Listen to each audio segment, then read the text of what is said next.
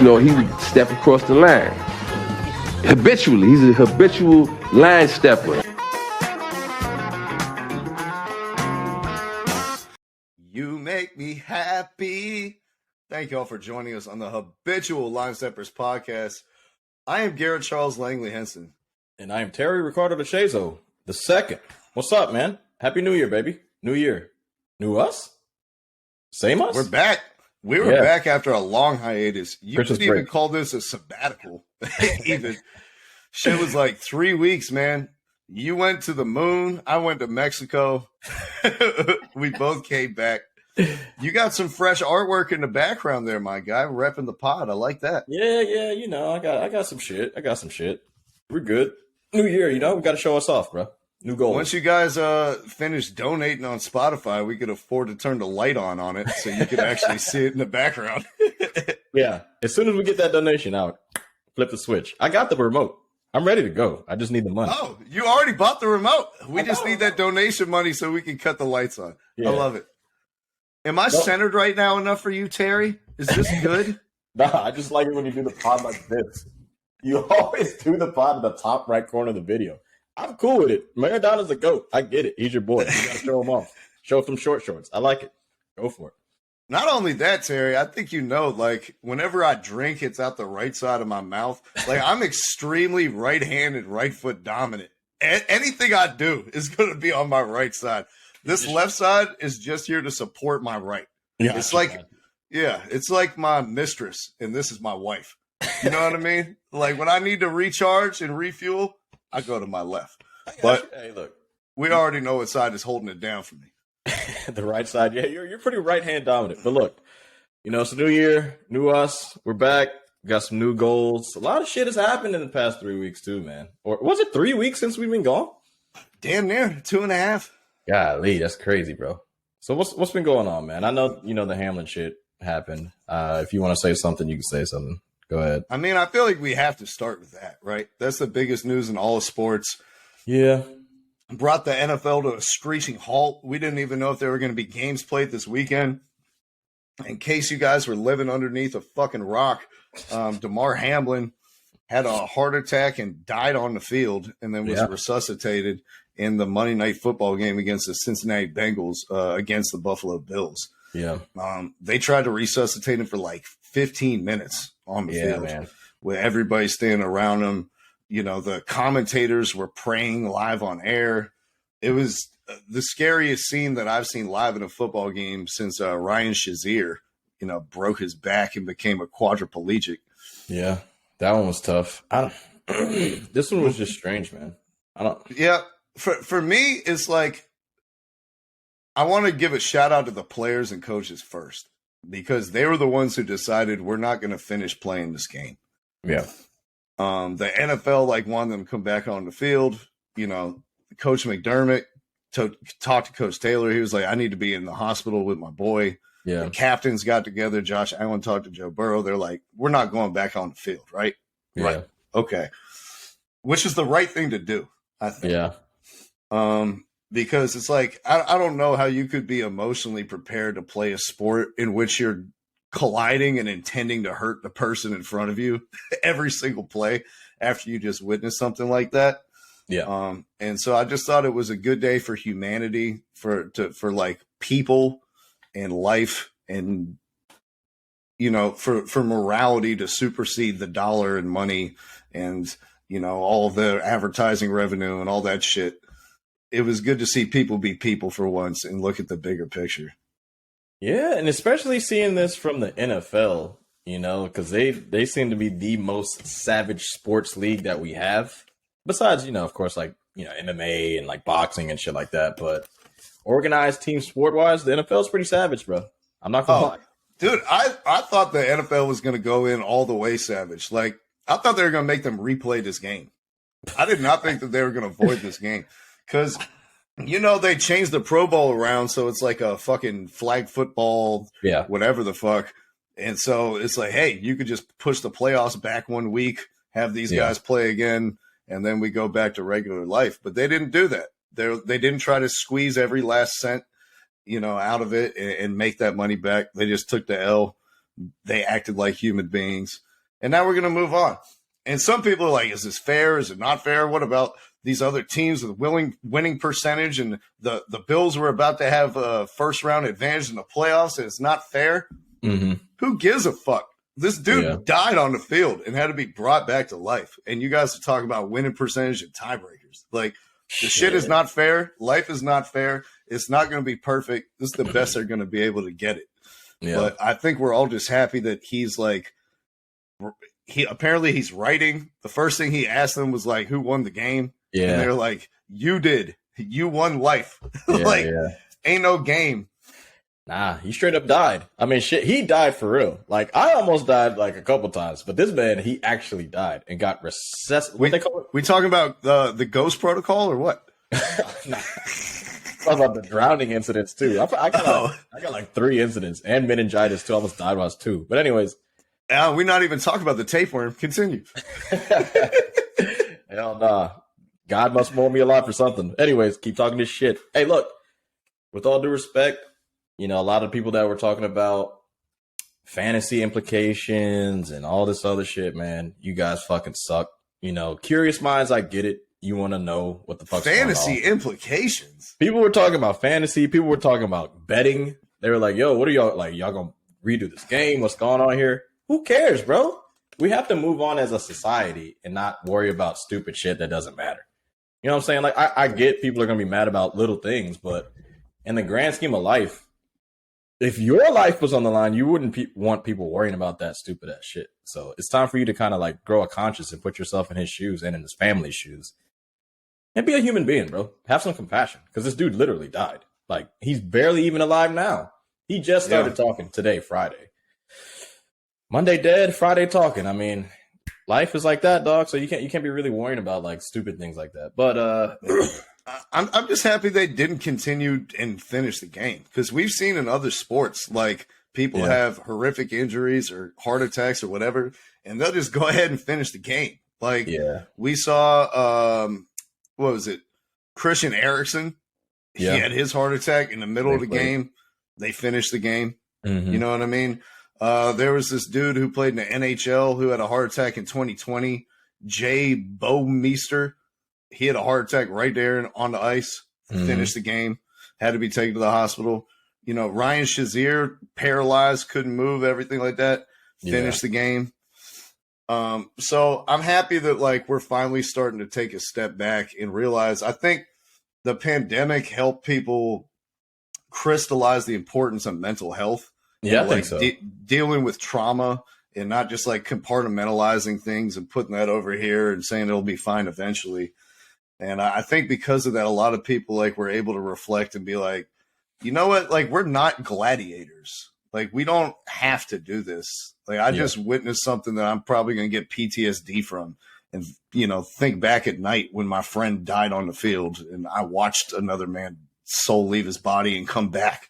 Like, I can't go out here and be thinking about cover 2s and cover 4s and all that type of shit, where the blitz is coming from.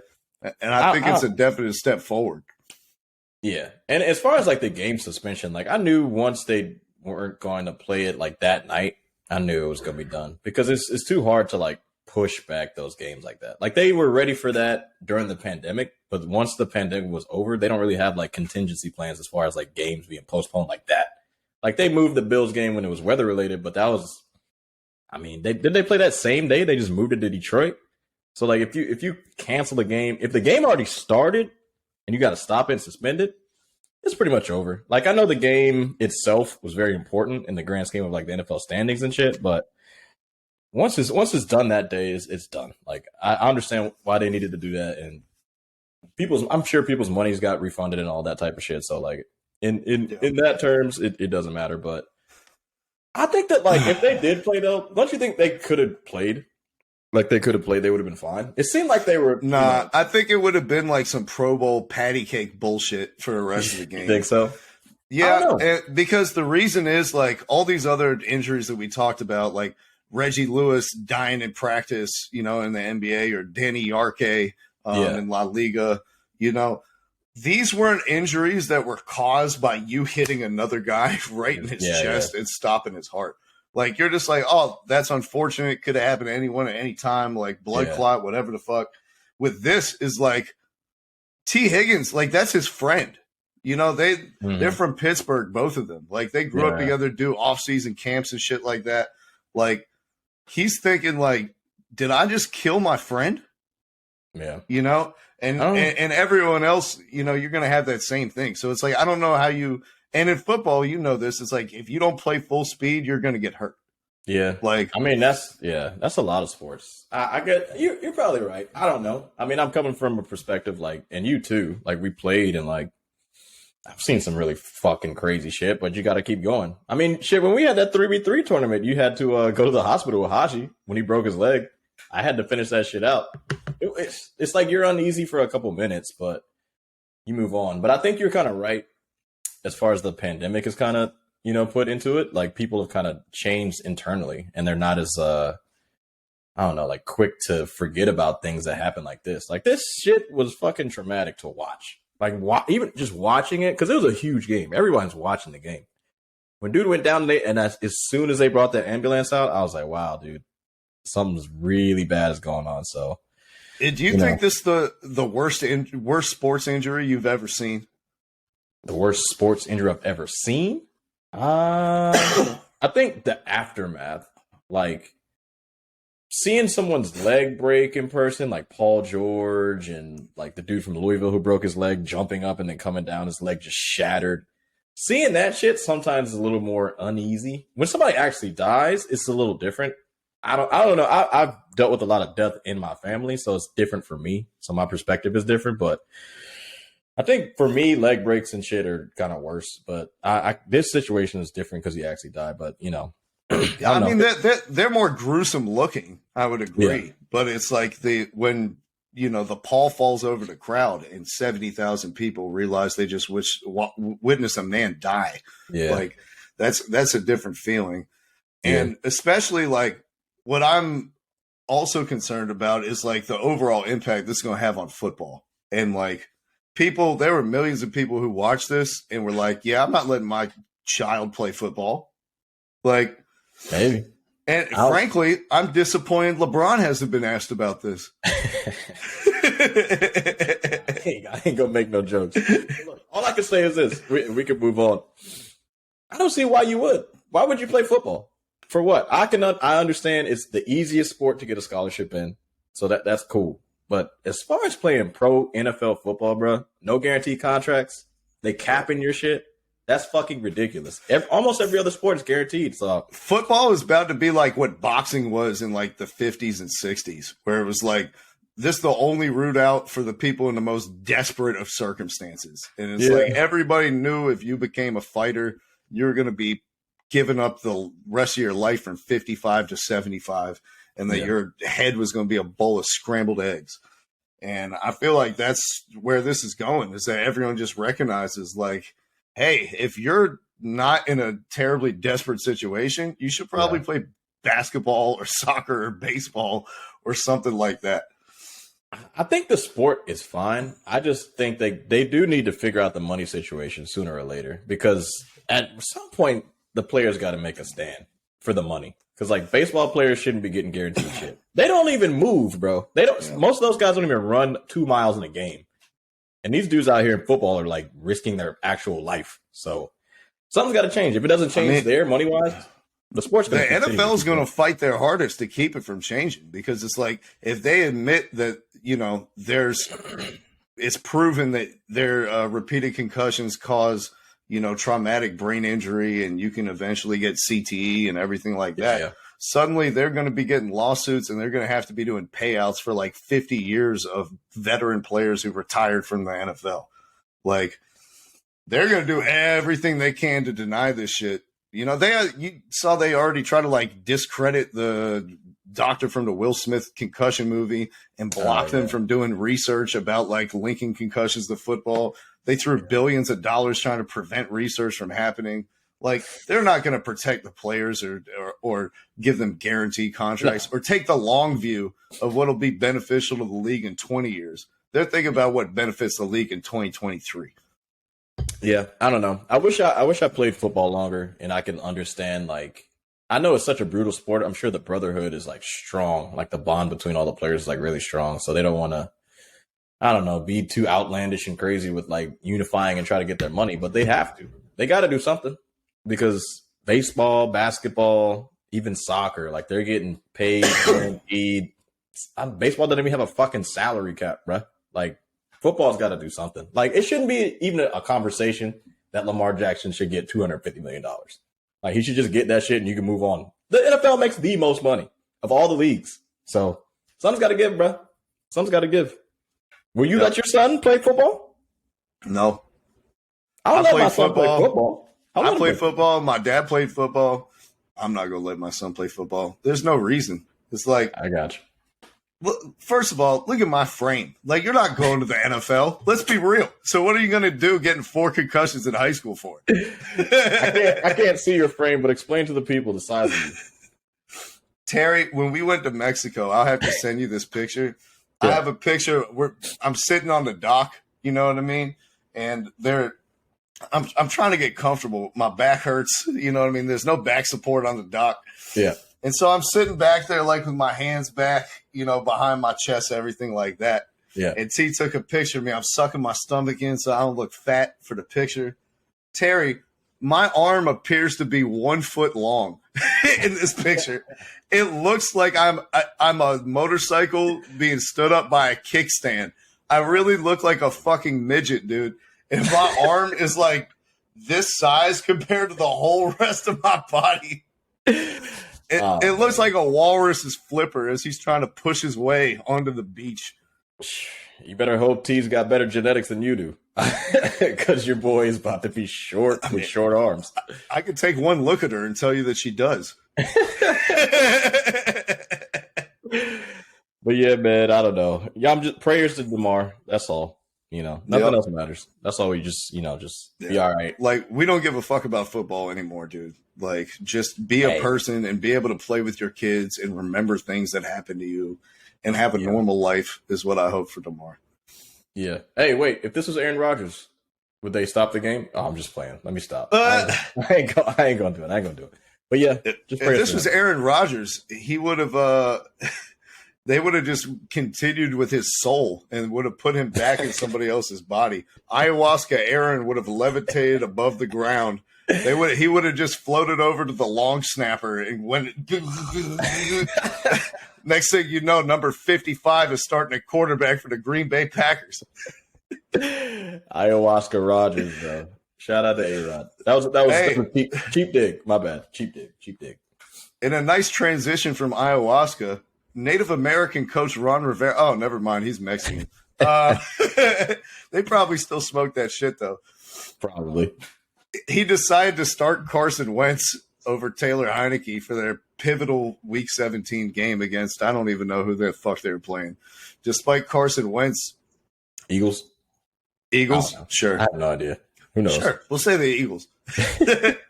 After Carson Wentz has played like ass for 3 seasons consecutively and has thrown more interceptions than touchdowns. Yeah. He went with your boy in the biggest moment, and Carson Wentz did Carson Wentz things, and the Washington commies melted down. Browns, bro. Browns. Ugh, that's even worse. Yeah. And then after the game, they asked the coach, Ron Rivera, what he thought about the Redskins being eliminated for the playoffs. And he appeared to have no idea whatsoever. And he was like, what? We're eliminated from the playoffs? Are you sure? Man. I didn't know that. Have we seen Ron Rivera's last days in Washington? Are they going to let him coach Week 18, or should they just fire him now? They got to fire him right now. They have to. But, it's your boy Snyder. Snyder don't give a fuck. I don't think Snyder's been watching the football team for the last 15 years. I swear to God. I don't think he's been watching. He's just been picking people and he's like, all right, guys, you got this. And he goes and does some other shit. He's out in Europe doing some shit. I don't know.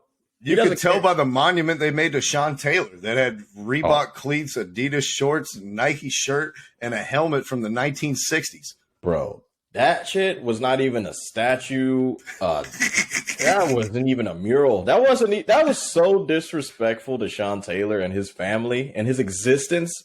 I can't even mess with Washington at all. I'm done with them, bro. That shit was like, have you ever seen some of those like bent metal sculptures at like fucking you God. know yeah, you know, like farmers markets and shit. They'll have like a fucking pelican made out of tin cans. You saying, bro, it's like a TJ Maxx Right. fucking clearance item, bro?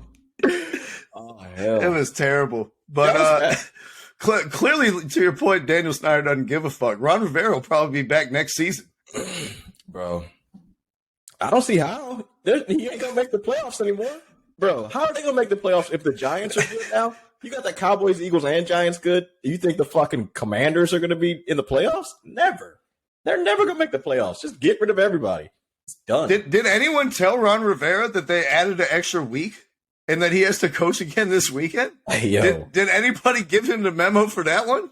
I ain't gonna lie. Does he think that he's already in Cancun right now? I know Snyder is a horrible owner, but if your head coach doesn't know how many weeks are in a season and that you're in or out of playoff contention, you got to get the fuck out of here, bro. You have to go, bro. Bro, and then, like, you didn't even know this is your biggest game of the season, and if you lose your out and you play Carson Wentz, just think it's a regular game and then blow your whole season. Like, it's just so inexcusable and aloof. The only reason people aren't crucifying this dude is because he used to have cancer. Yeah. That's the only reason. Fuck it. You beat it. You don't have cancer anymore. That's done. They used to. I don't care. You better not have a job no more either. How about that? Are a normal human being who made a horrible decision, and you need to get fired. You deserve to get fired. Carson Wentz threw 3 interceptions, no touchdowns. You lost to the Browns, 24-10. Bye. See you later, Riverboat. Fucking Ron, get out of here. You gambled on the wrong person again. Bye-bye, brother. Get out of here. I'm done. Oh, bring it back, baby. Bring it back.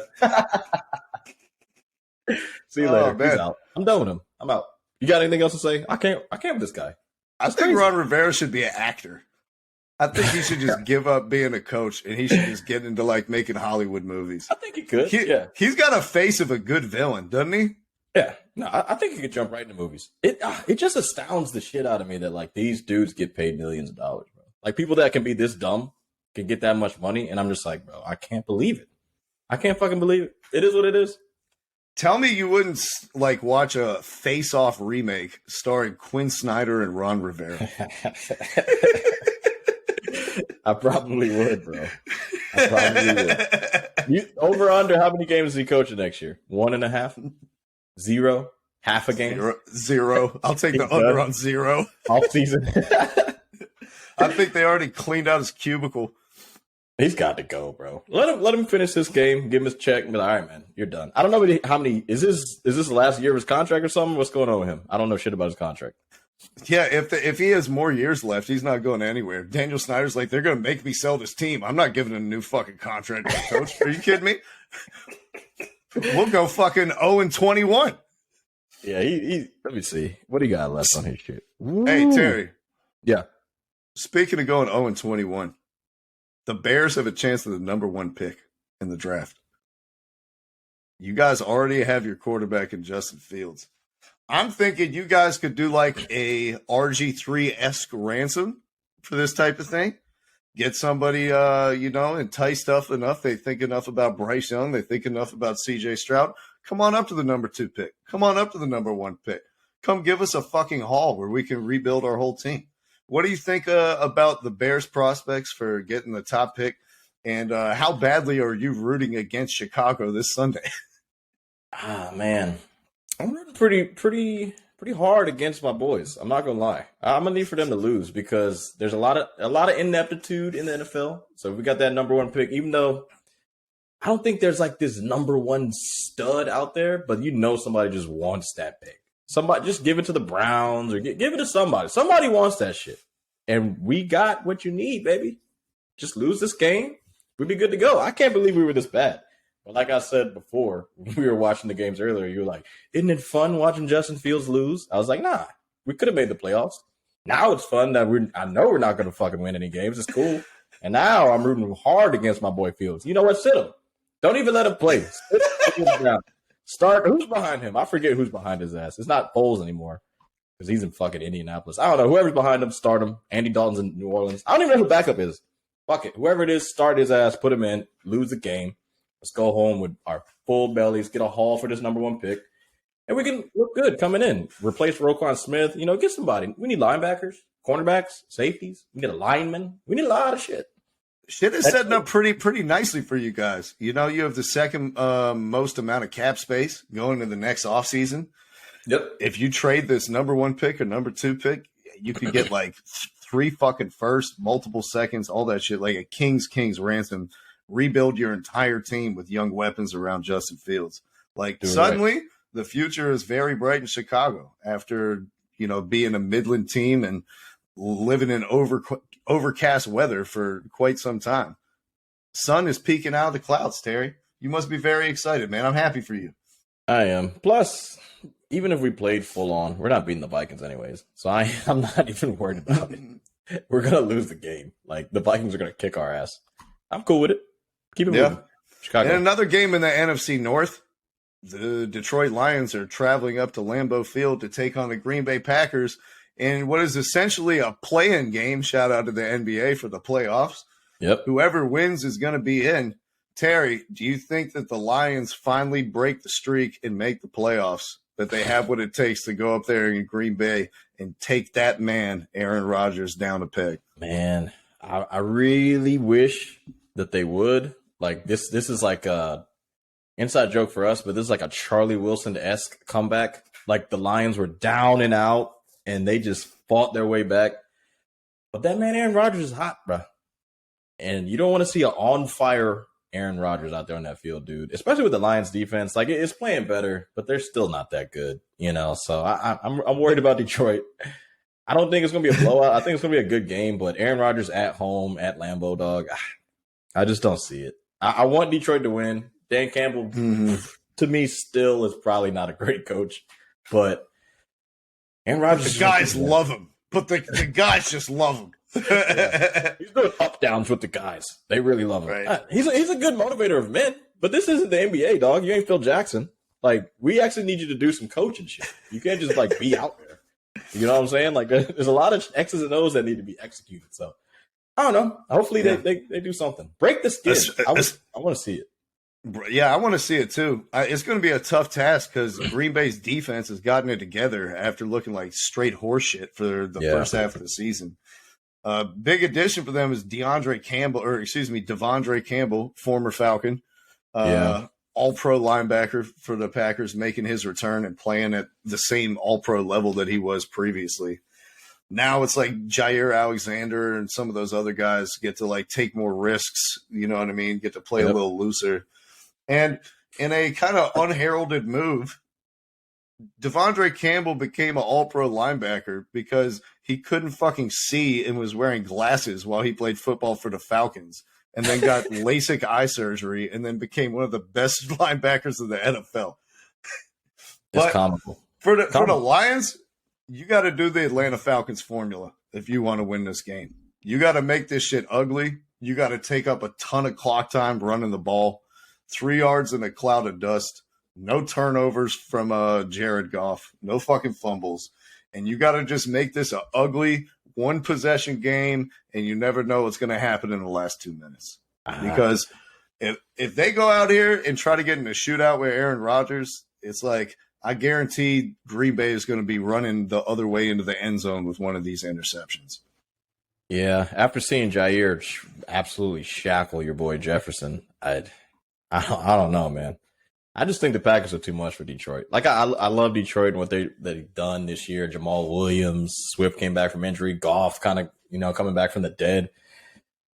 I just don't see it, bro. I don't see how they beat – the Packers are on fire, bro. Like, they've beaten some pretty good teams on this winning streak that they got going on. So, I don't know, bro. I don't see it. If they win, I'll be happy, but – starts with those big uglies, man. You got to win the fight in the phone booth.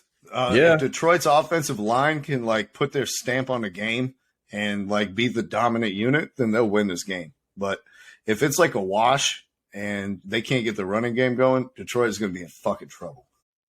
Detroit's done. I think we're all pulling for him. Detroit's done. You just gonna say it. Put a fork in him. Done. Detroit does Detroit things. We all know how this story is going to end. Do you really think it would be some Detroit shit to have this coach be the guy to take y'all to the playoffs, but I don't think this is a guy to break the skid, bro. I don't think so. I love him, but nah, hell no. Hard Knocks ain't gonna do it for you. Nah, man. I'm gonna need something better than that. I just don't see it, bro. Packers all the way. Well, if there's one thing we know, it's that the Detroit Lions have been synonymous with greatness for the last decade and a half. Just like this other man, Cristiano Ronaldo, Terry, they told him not to come back to Manchester after the World Cup. They said, pack your bags now before you go to Qatar. You'll figure it out somewhere else. He had offers from the MLS. He had offers from Spain. He had offers from Portugal. He had offers from Brazil. But he chose to go to Saudi Arabia. And he made a big splash in his introductory press conference saying, it's not the end of my career coming to South Africa. That's hilarious, bro. That is an all-time foot and mouth disease. All-time introductory press conference to completely blow what continent you're in. I love it. But did you see the owner, though? The owner said, really, I wanted to get Messi. But no, I'm just playing. I mean, it's just a calamity. I think the owner took a little dig. Ronaldo's like, fuck you guys. He knows where Saudi Arabia is. He knows the difference between Saudi Arabia and South Africa.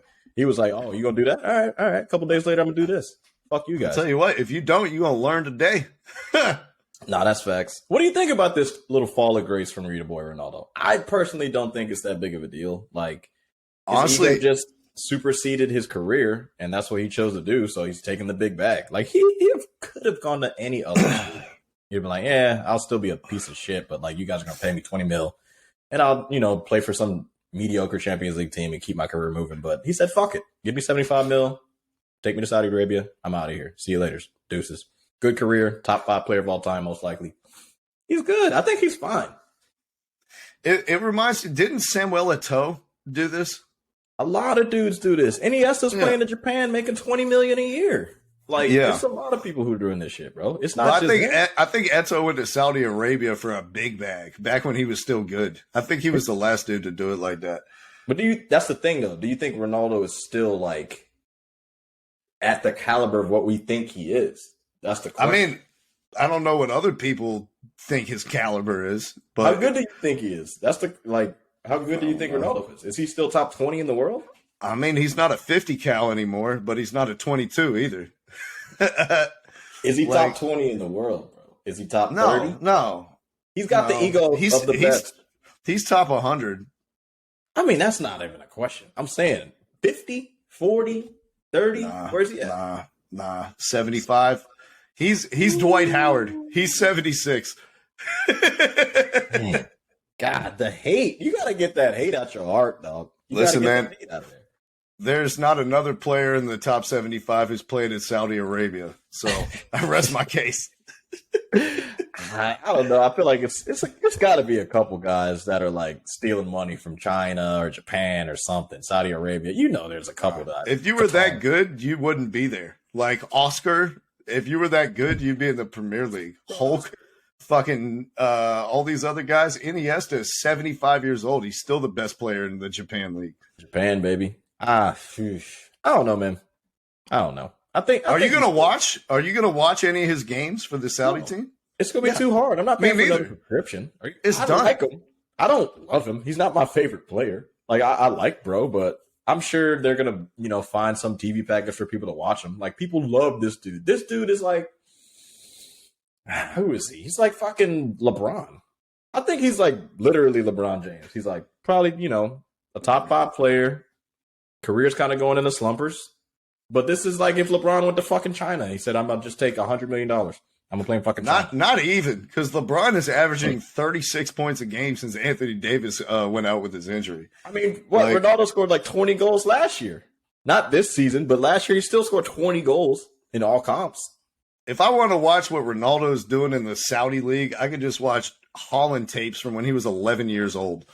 Yeah. Hey, look, I just don't want this shit to get misconstrued at the end of the careers of Messi and Ronaldo in like 50 years when Ronaldo has 1,000 goals because he played in the goddamn Saudi League for 2 years and scored like 300 goals. All right? Just everybody remember this shit right now.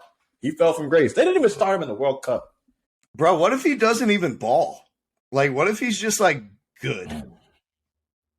Then I'll say he's not top 20.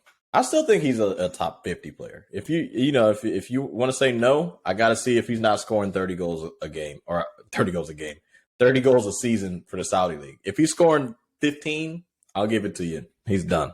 But if he's still getting 30, he's got to go somewhere else. Sign him. Somebody's got to sign him. I don't think he gets more than 22.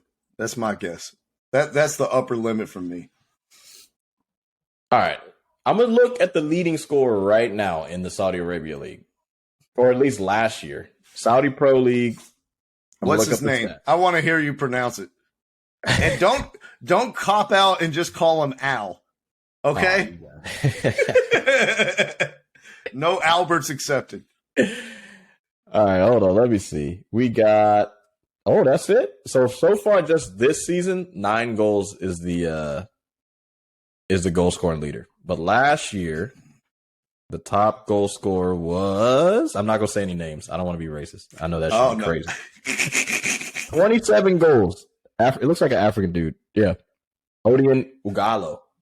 27 goals. Yeah, you did it, Terry. Michael Osei would be so proud of you right now. Happy belated birthday, Mike. And then you got Talisca from Brazil. He scored 21. Oh, Anderson? Yeah. So, I mean, you said 22. If he's scoring 22, that's still second in the league. That's not good enough for you?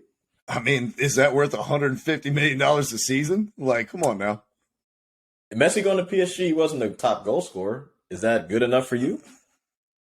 Or they're paying him like a quarter of what they're paying Ronaldo, and he's playing in the fucking in the Champions League and is the best player on his team. Like, it's a little different, don't you think? Yeah, I got you. He reinvented his game. I don't know. You're right. The way that Ronaldo is, he needs to score like 27. He's got to score 27. So that's the only way that he'll be relevant, because if he's not lighting that league on fire, I'm not going to give a fuck about Cristiano Ronaldo ever again. Sorry. He's 38, right? Something like that. He's up there. 38 is wild as fuck to still be decent, though. Like, if I'm realistic, I feel like you're being a little unrealistic about the situation. If he scores 20, I'm cool with a 38-year-old Ronaldo scoring 20. From what I saw at Man U and like Juve and like, when he's on this decline, if he still gives me 20 at 38, I got to give it to him. He's still really fucking good. But how bad is the Saudi League, though? That's what I'm saying. Is it worse than Japan? I've seen NES tear that shit up. It's got to be. It's got to be, right? We'll see. That's what our expectations are low, because we don't think the league's good. And if you score 18 goals in the Saudi League, you're just a guy. Like, I'm sorry. You're not a top 75 player in the world, and I no longer am going to be checking for you. Like, that's crazy. That's insane. Sorry. I'm not going to be buying another cable package so I can watch Ronaldo fucking dribble a bunch of scrubs. Like, you watching the French league? No. Okay, that's what I thought. Yeah. I love Messi and all, but that ain't happening. Oh, I got a question for you, though. Messi won the World Cup. Is he going to get this Ballon d'Or, or are they going to Mbappe that shit? Oh, come on. How much more goals does Mbappe have to score to win the Ballon d'Or this season? 25. Especially if PSG wins the Champions League or whatever. Dude, after they gave it to Cannavaro and Luka Modric, they better not fucking change their criteria now. Okay? Everybody in the world knew those were the best players in the world at that time, but they're like, oh, they're the best player on the team that won the World Cup. Here's the Ballon d'Or. Don't switch it up now. I don't know. We'll see. Don't switch it up now. But some controversy. There are some things in soccer that possibly could be switched up, Terry. And Alexi Lalas submitted a list of them on Twitter the day after Christmas, a little belated Christmas gift for us. Some of his suggestions, Terry. Let me hear let's go point by point, and you tell me what you think of each one. Go ahead. 2 points for goals outside the penalty area, outside the box. Stupid as shit. This isn't indoor soccer. Keep it going. Go ahead. All right. Look, I got to give it to him, though. Before you go down the list, great content creator. Alexi, I love it. You got the people going on Twitter. This is a big troll time. I love it. Big time troll. I love this shit, but keep going. Everything is stupid. Keep going. Go. Keep going down the list. All right. Next one. Instead of PKs at the end of the game, they have a 35-yard shootout where it's one-on-ones MLS style. Oh, like they're going like a hockey shootout? No, yeah. You remember how they used to do in the MLS where it was one-on-ones and you had like 5 seconds to shoot your breakaway? I saw that. I'm actually not mad at that one. That one was kind of fun to watch. But I'll say no. PKs ain't hard. I've scored at least 50-something of them. So, like, chill the fuck out, guys. Just make it. I like PKs. Let's just take free throws out of basketball, too. Next option, kick-in option instead of throw-ins. I'm fine with that. I got no problem with it. That'd be interesting. I wouldn't mind that too much. We'll see what that does to things. A hockey penalty box for player punishment. Nah. They do that in indoor. A lot of this shit is like, did he go to a one indoor game and he was like, yo, they got some pretty good rules in this bitch. Futsal, he was like a futsal game. Like, a lot of the shit he's saying is in futsal and indoor. But anyways. Yo, you remember that time that I was on the bench and I clotheslined that dude when we were playing indoor soccer and it gave me a blue card and put me in the penalty box? Yeah. 2 minutes. I remember that. God, damn. So I'm all for this one. I definitely think that they should institute a penalty box 100%. We need to bring the griminess of soccer back. This shit is way too elegant and artistic. Go ahead. Keep going. I want to see some like crunching studs up Joey Porter-esque tackles back in the game. I'd love to see it. All that shit. I'm ready for it. All right. Offside only applies the last 35 yards of the pitch. Nah, I like the offsides rule. It's fine. Yeah. It's That's stupid. We're just going to get every team in a low block. Like, come on. That's going to make the diversity of the game a lot worse. Yeah. I think you'll like this one, Terry. Anytime the ball hits your hand or arm, it's a handball. I'm fine with anytime. that. Yeah. Anytime. Handball. Yeah. I'm cool with that. Hey, let me tell you something right now. Ever since Manchester City played Liverpool and I saw 2 back-to-back handballs by both teams, they didn't call it. They went down the length of the field, Liverpool, and Fabinho scored a 35-yard screamer. And they didn't look at it, and they've been looking at handballs the whole season. I was like, they got to change some shit up. This shit's fucked up because they can't just stop it for some handballs and not stop it for others. So I don't know. The handball shit, I'm cool with that. If they hit your hand, you're out. Honestly, those rules is cool, but that's pretty much what indoor soccer is, if anybody's ever went to an indoor game. So, like, it's not very inventive. But like I said, great content. I love that shit. I will say the only rule that I would implement is, like, diving and, like, staying on the ground for long periods of time. Like, time wasting is probably the worst part of soccer for me. So, like, if you dive, and you can get a yellow, but you also have to stay off the field for 10 minutes. If you're going to lie on the fucking ground, you can't come back in for at least 5 to 10 minutes. It's got to be something. You can't just keep staying on the fucking ground. That's all I'm saying. Anything else, I'm cool with. Don't reinvent soccer. The shit's great. 4 billion people watch the World Cup final. You don't need to change anything about it. All people complain about is the flopping. That's it. If you can change certain things about that, I'm cool with it. Send them to the penalty box, Terry. That's all I need, bro. Like, if you're going to dive, you can't come back in for a certain amount of time. Like, you get a yellow and you can't come back into the game for a while. Like, dude, I'm 100% down for that. I love that rule change. You see Neymar just got a second yellow and a red for diving in his last game? He did that so he could have his New Year's party. That's all. I know, but I was happy the referee actually gave it to him. I was like, oh, check out the balls on this guy, huh? Actually giving out deserved flop cards. I mean, he be flopping. That's Neymar, though. That's what he does. That's why it's too much. I tell you, that'll definitely make the shit more palatable in America if you don't have to watch these guys rolling around for 11 minutes at a time. If you fake it, we go back on VAR, say, like, there was no contact. All right, you're in this box for the next 9 minutes. Like, I love that. I really love that. It'll be more palatable for everybody, though. Like, it's not just America that's complaining about this type of stuff. Like, a lot of people hate the flopping and all the theatrics and everything. Like, if you're doing that, if you're hurt, get off the field. Okay, but name another, like, national team that doesn't really flop like America. No, like, everybody. Christian Pulisic is, like, the only flopper on our team, pretty much. Yeah. Like, everyone else just gets the fuck up and plays. Hey, look, I'm not saying it's not a part of the game. Like, if you want to get a foul called on you, you have to fall. They're not just going to call it because you get kicked. Like, you got to go to the ground. They're not going to call that shit. Like that's just Bro, we played in the final of our rec league shit, and 2 times I was at the edge of the box after I dribbled this dude, and then he pushed me in the back as I shot with 2 hands. And the ref didn't call either one because he said, quote, "I got my shot off, didn't I?" If it was a good shot, you can't call it. I ain't gonna lie. He's right. He's right. Hey, if you shot it, it's not a foul. Maybe that'll be the next rule change. Actually call pushes. I tell you what, the 2-1 that jumped to my mind immediately, it was something that you alluded to when you were talking about handballs. They got to get rid of this disallowing goals for like a marginal foul in the buildup that happened like 30 seconds before the action had scored a goal, and we'll fucking take this back because some guy stepped on another guy's foot at midfield. Like, they got to get rid of that, man. It's not in the spirit of the game. And then it ruins the celebrations because it's like you have to wait 40 seconds every time after you score to see whether you can celebrate or not. And it takes all the fucking momentum and the wind out of the sails of the whole arena. It's a terrible rule, and I think they got to get rid of it. Yeah, the video replay stuff is a little... it's a little crazy. Also, the offside shit is getting on my nerves too. I'm not gonna That was my next thing. So my solution is offsides is just your feet. That's where we judge it. It doesn't matter where your waist is. It doesn't matter where your shoulder is. It doesn't matter where your fucking elbow is. Where are your feet? If your feet are even or behind, then you're on. It's that simple. It doesn't matter if you're leaning. Because arms don't count. In the rule, no, arms do count. From shoulder to elbow counts. Oh, so arms count? What doesn't count? Is it like your leg? Elbow to fingertip doesn't count. That's the only part. Oh, so some of your arm. So like I could be off from my fucking elbow. That's funny as hell.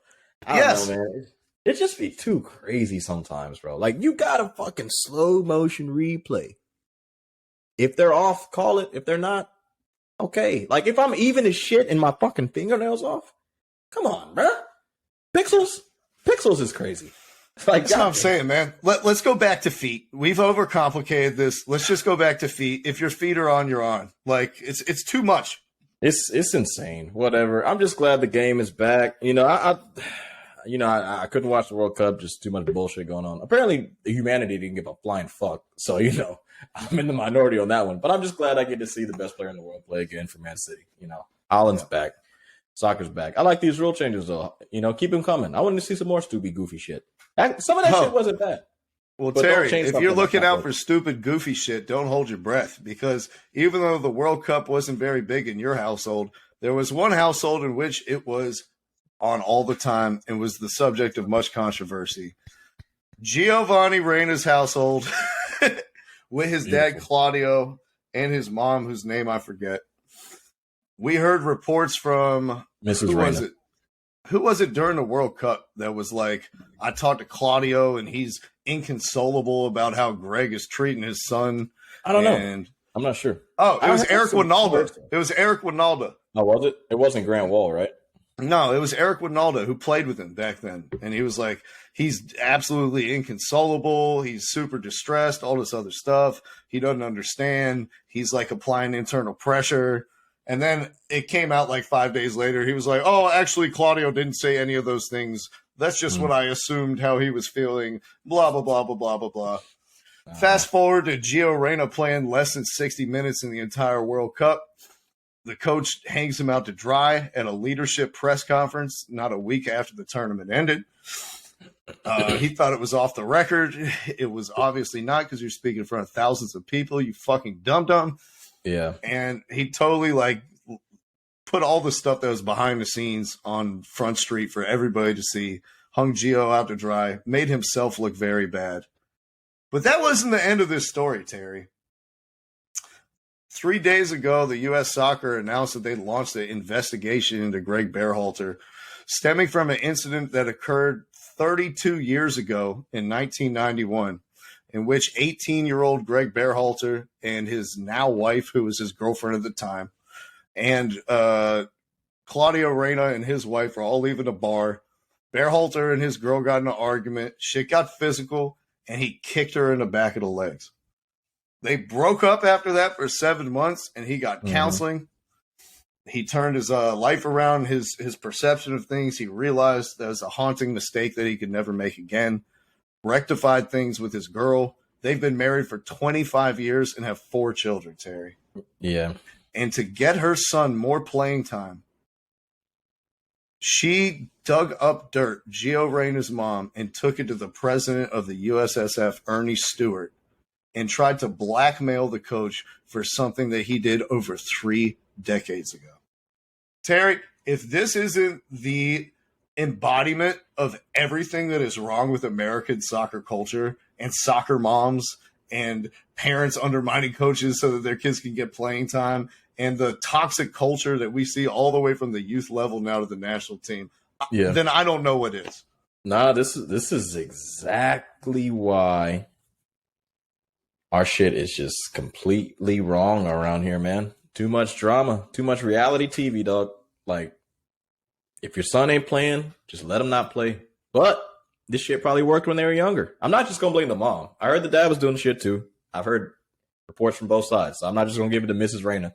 Claudio, you got some blame. Hey, well, she's the one who went to the dude and was like campaigning to get him fired and was saying that she's mistreating my son and then started leaking all these information. It wasn't Claudio, it was her. I heard it was both. But besides the point, Berhalter, you got to control some shit too. Like, come on, dog. Like, personal vendettas have nothing to do with Gio not playing. Like, if Gio's good, let him play. I also heard that, like, he made guys in the locker room stand up one by one and tell Gio in front of everybody that you're not good enough to play. Like, multiple people just stand up and talk solo. Shit's kind of crazy. This whole culture, they need to fire everybody that works for U.S. Soccer. Not everybody, but whoever was involved with this shit, you got to get the fuck up out of here. You got to go. Berhalter was already going to probably get fired anyways, but this shit just kind of makes it a little messy. And to bring up him kicking his wife in 1991 when he's 18, bro, like, I understand he did some shit wrong. Like, don't ever do that.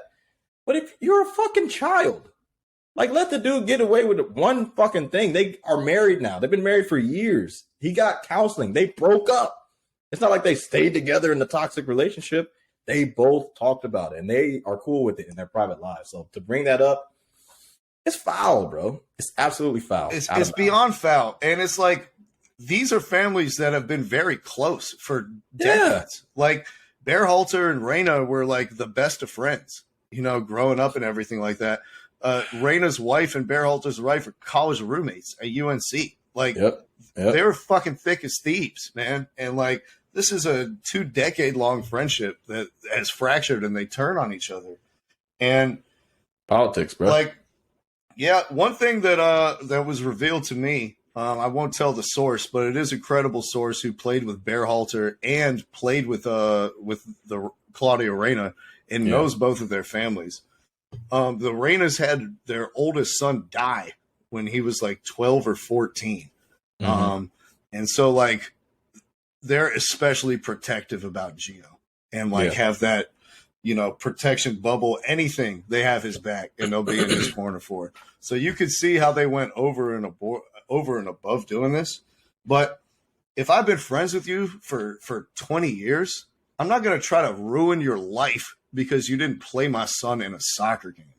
Nah, like, that's crazy. That's beyond low.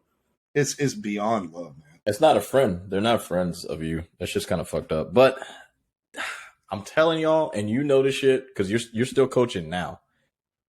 The soccer culture and like the parents, bro, it's too much, man. They got too much power within these clubs when you're growing up as a kid. Because like, I even remember in an instance, like I got cut from a team. I can't remember. We were going from challenge to classic, right? Which is like, you're pretty much going from like amateur to go into like club ball or whatever the fuck, right? You know that.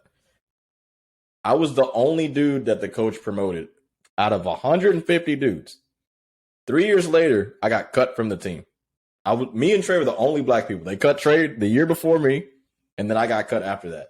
So in 3 years, strikers. A kid that's fucking 11 to like, I don't know, I was 13, maybe 14, gets cut. I didn't get worse. I stayed the same. They're just like, soccer politics. A lot of white kids had to play. A lot of, Hispanics, these scholarship players or whatever. The politics is crazy. If you don't want good players to play, keep doing the shit that you're doing. We're never going to win a World Cup with the politics that we're doing in sports, bro. We got to change up our whole system, bro. It's corrupt. It really is. Corrupt. It's like I keep forgetting his mom's name. I really should know her name. I forgot about it. But I'll pull it up. We'll just call her Madam Reyna for the purposes of this discussion. Madam Reyna is like the final boss you encounter in Mario. Like after you beat all the lower level soccer moms, it's like now this is the final obstacle for us to actually win a game out of the group stage. You have to defeat the boss soccer mom. It's funny, but it's not funny, and it's indicative of our whole incestuous group that we have running U.S. soccer, where Bearhalter's brother-in-law was on the hiring committee, and Claudio Reyna was among one of the 10 players consulted for the hiring process, and everybody knows each other and have been friends with each other for 20 years, and their kids know each other. And we feel like the organization, the process is really in safe hands that we can trust. And it's like we got scarred from hiring Jurgen Klinsmann, who didn't understand United States culture, didn't understand like grassroots soccer or the youth development or how anything worked in America. And so we're like, we just need to go back to people who understand America, who get U.S. soccer. No. All right. It got us to this point. We're back in the World Cup again. We're automatically qualified for the next one. It's time to make a change. And it's time to get rid of this nepotism, cronyism, incestuous bullshit that we have at the top running soccer for our whole country. Yeah, you can do that shit if you're running a business, bro. This ain't no business. This is a fucking sports team, dog. Like, it's the national team. It's not like you're the New York Giants. You can't just, like, hire your kid just because you own the team. You don't own shit. Nobody owns anything. This is a federation, bro. It needs to be a recycling of everything that's going on, bro. Like, it's stupid. Danielle Egan, that's her name. I couldn't remember because she doesn't have the last name of Reyna. Right, there you go. Kind of weird. Well, Madam Reyna seems a bit disrespectful now. But Terry, you couldn't have teed me up for a better transition. In talking about you can't just make your son the president of the team or whatever. This is a sports organization, not a business. Well, the Atlanta Hawks did just that 10 days ago when their GM, Travis Slank, stepped down to become a consultant because the owner of the team, Tony Ressler, has appointed his son as the lead decision maker and president of basketball operations, despite him not playing basketball at any level or knowing a thing about basketball. But now, because he's the son of the owner, he's going to be making basketball decisions for the Atlanta Hawks. And Travis Slank was like, listen, dude, I drafted Draymond Green. I drafted Klay Thompson. I drafted Steph Curry. I drafted Trae Young. I drafted John Collins. I drafted Kevin Huerter. I've drafted a litany of fucking good players. All right, go ahead and do your thing. It's a bad look no matter what sport you're in. And now we're getting reports from Shams Charania that Nate McMillan is considering retiring in the middle of the season, that he's just going to give up. Hey, I own the team. I can do whatever the fuck I want. That's how shit runs. The Lakers were like that. The Lakers have been like that for a minute. This is just how the shit is organized. Like the Lakers is different though, because it's a sole ownership. It's the Buss family who owns the whole team. Yeah, the I guess wrestlers, they're in like a partnership and ownership group with like 10 minority owners, including Grant Hill. Like, I don't see how you do that when there are all these other people who own the team with you. If you're the majority owner, you can pretty much do mostly what you want. So it's unfortunate. This is just how sports in America is, bro. But I don't know. This shit's crazy. Is this the worst time for coaches in like sports history?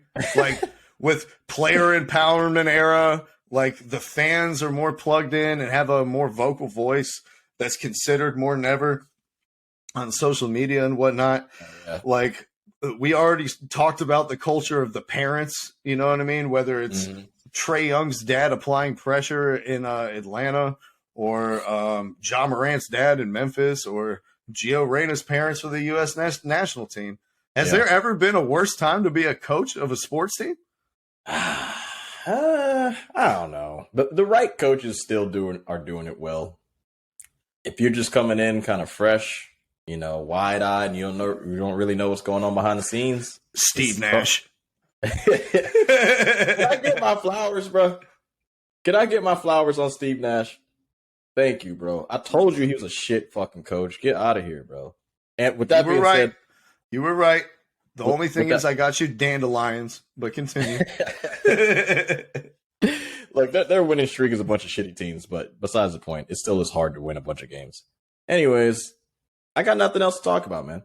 It's 12:30. You said you got to get up out of here. You know what I'm saying? The only other thing I want to hear is you hear about the Skip Bayless shit. No, I didn't. What happened? You didn't see Skip Bayless's tweet? No, what happened? What did he tweet? What he said about Damar Hamlin? Nah. Oh, all right. I'll get this real quick. See if you I can't believe you haven't heard anything about it. So this is immediately what tweets. First of all, let me just preface this by saying I've never seen a tweet from Skip Bayless that wasn't wild as fuck. So I was like, I don't know really how surprised I should be right now. Nah, so this is what Skip tweeted, like, I want to say, maybe 10 or 15 minutes after dude was getting resuscitated. No doubt the NFL is considering postponing the rest of this game. But how? Question mark. This late in the season, a game of this magnitude is crucial to the regular season outcome. But then at the end, he says, which suddenly seems so irrelevant. So I feel like what he said is getting misconstrued. Wait a minute. This is tame for Skip. This is not even controversial for Skip Bayless. I've heard him say way wilder shit. But that's the thing, though. It was I don't think Skip ever means anything bad when it comes to people's lives. Like, dude is a kind person. But for somebody to be in journalism and shit for like 50 years, you have to be able to word shit a little better than that.